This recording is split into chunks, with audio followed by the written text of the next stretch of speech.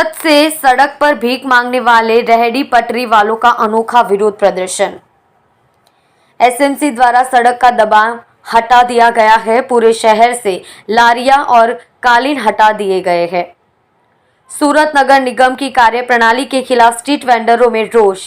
सूरत व्यापार न होने पर सड़क पर भीख मांगी और विरोध जताया।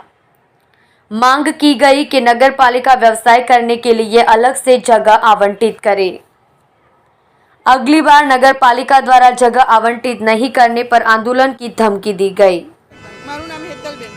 હેતલબેન, કઈ જગ્યા પર કેટલા વર્ષથી લારી ખાવાની ચલાવો છો? અમે પીપલોદ ડુમ્મસ રોડ ઉપર કેટલા વર્ષથી?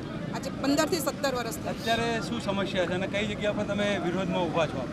અમે પાલાટીઓ પર વિરોધમાં ઊભા છીએ અને અમારી સમસ્યા એક જ છે કે જે કોર્પોરેશનમાંથી જે શાલિનીબેન અગ્રવાલે જે ઝુંબેશ ચલાવ્યું છે અને અમારા લારી ગલ્લાઓ બંધ કરાવ્યા છે એ માટે અમે અહીંયા ઊભા છીએ। અચ્છા, આજે કયા પ્રકારનો વિરોધ કર્યો? બસ અમે હવે શાલિનીબેન અમારી કોઈ સહાય નહીં કરે તો પછી અમે આ ભીખ માંગીશું અને અમારું ગુજરાન ચલાવીશું। અચ્છા બેન, આનાથી તમારા પરિવારને શું સમસ્યા થઈ છે? બીજી બધી બહેનોને અને તમને પોતાને? જો સાહેબ, હું તો ખુદ પોતે ગૃહિણી છું।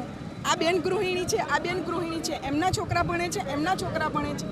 જે છોકરાઓની કોલેજની ફી ભરવાની હોય, જો અમારા છોકરાઓ જો ઘરમાં બેસી જશે તો અમે છોકરાઓને ભણાવશું કેવી રીતના? જેવી રીતના અમે ઘરમાં બેસી ગયા છીએ। અમે તો બે હાથ જોડીને બેનને નમ્ર અપીલ કરીએ છીએ કે અમને રોજી જ્યાં સુધી તમે વૈકલ્પિક જગ્યા બહેનોને નહીં ફાળવી આપો ત્યાં સુધી અમને ધંધો કરવા દો। જે દિવસે તમે અમને ફાળવી આપશો જગ્યા, અમે સ્વૈચ્છિક રીતે અમે હટી જશું જગ્યા છોડી। સરકારની નવી નવી સ્કીમો ચાલે છે નાના માણસો માટે, લારી ગલ્લા માટે, એનો કંઈ તમે લાભ લીધેલો? સાહેબ, અમે 10,000, 20,000, 50,000 સુધીની અમે લોન લઈ ચૂક્યા છે। જે અમને મોદી સાહેબે, જે અમે ભાડાના ઘરમાં રહેતા હતા, અમને મોદી સાહેબે રહેવા માટે ઘર આપ્યા છે, જે ઘરો અમે લીધા છે। બેન, આનાથી હવે જે 1 મહિનાથી લારી બંધ છે તો તમને સમસ્યા શું આવે હપ્તા ભરવા બાબતમાં? જો સાહેબ, આજે પેલું કહેવત છે ને કે પૈસા માટે સગો બાપ બી સગો થતો નથી, તો અમારી બેંકો, જે બેંકોના હપ્તા, જે છોકરાઓની કોલેજ, એ તો અમારા સગા થવાના નથી। અમારે તો પછી શું કરવું પડશે? એમના જોડે વ્યાજે, અહીંયાથી વ્યાજના પૈસા લઈને અમારે તો હપ્તા ભરવા પડશે।